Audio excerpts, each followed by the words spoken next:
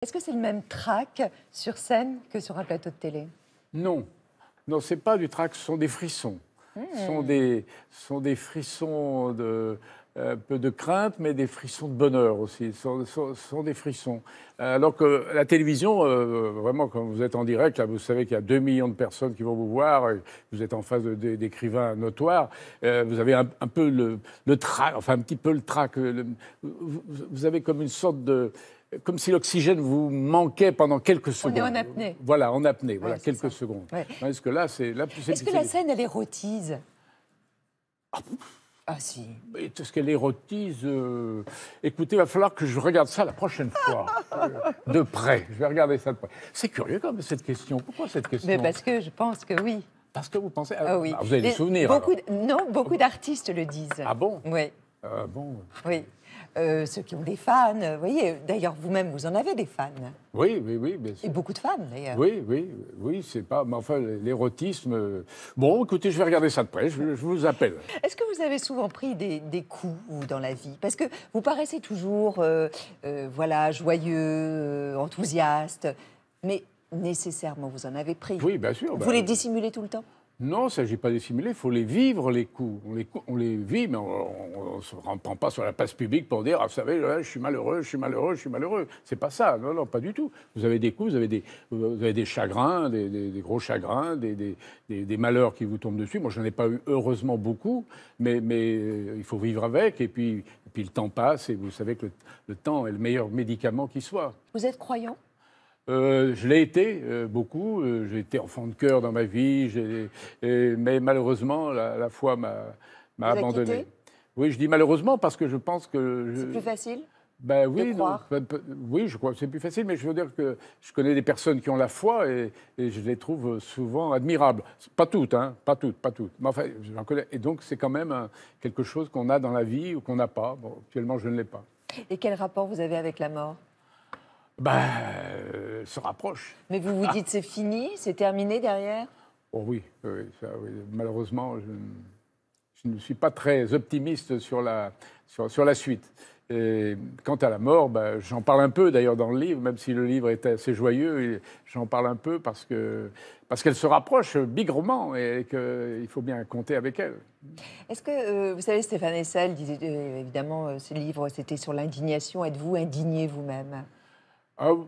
Oui, je suis parfois indigné. Bien sur quel sujet? Sur des sujets, par exemple, j'en parle un moment, je me rappelle, j'avais vu à la télévision Harki, qui racontait qu'il a vécu toute sa vie dans la misère, etc. Jamais l'État n'est venu à son secours, etc. Je pleurais devant. Je me disais, mais c'est incroyable. J'étais indigné contre l'État qui a laissé ce pauvre type injuste. comme ça. Voilà. Et alors, des cas d'indignation, il y en a beaucoup.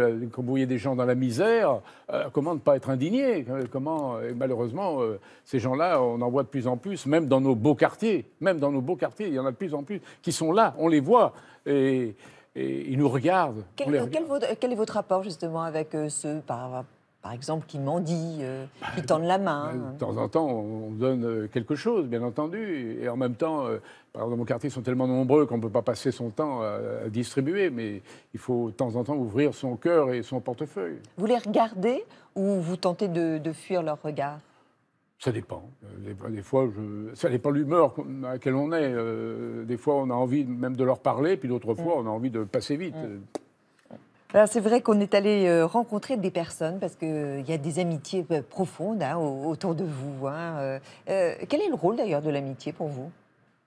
Elle est essentielle. Il y a l'amour qui est évidemment la chose la plus sublime, mais à côté, il y a l'amitié. L'amitié, parce que l'amour, on sait, malheureusement, vous savez, dans le livre, je dis qu'on devrait écrire le mot amour avec un accent circonflexe sur le A. Parce que, pour l'éducation sentimentale des jeunes gens, parce que ça voudrait leur dire que l'amour, comme l'accent circonflexe, il monte, puis il atteint un sommet, et puis malheureusement, il redescend après. Eh bien, je trouve que l'amour, malheureusement, n'est pas éternel, tandis que l'amitié, généralement, on a une amitié, elle reste, sauf accident, c'est une amitié de toute une vie. L'amour, c'est rare quand il y a l'amour. Voilà. Oui. D'ailleurs, à ce propos, dans le vocabulaire, vous parlez aussi dans le livre que le mot « bondé », ce n'est pas un mot que vous aimez beaucoup. Bandé, non, si. Bah, que vous préférez en fait chauffer le croupion.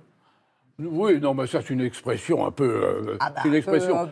presque obsolète, même, oui, non totalement obsolète, Ouais. même.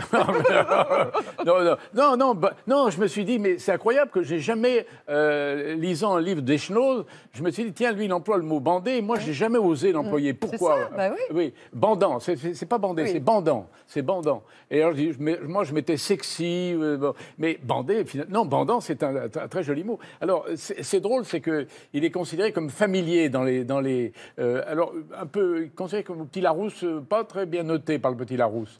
Mais le grand Robert et le petit Robert... Enfin, le grand Robert lui accorde plus de sympathie que le petit Robert. On sent que et alors, dans le grand Robert, il y a un mot bandaison qui n'existe pas dans le petit Robert. Ce qui prouve que le grand Robert est plus porté sur la chose que le petit Robert. C'est votre explication.